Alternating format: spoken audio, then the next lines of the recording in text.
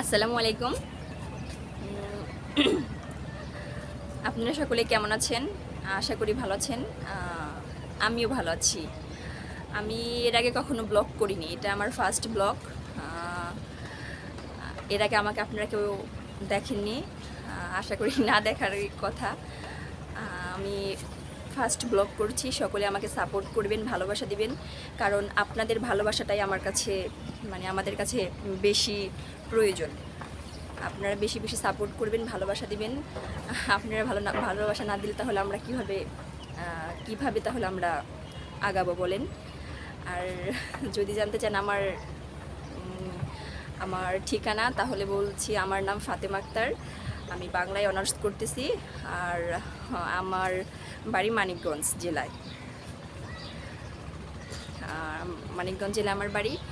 সকলে বেশি বেশি সাপোর্ট করবেন, ভালোবাসা দিবেন। আর সকালে উঠে ছাদে এসেছি।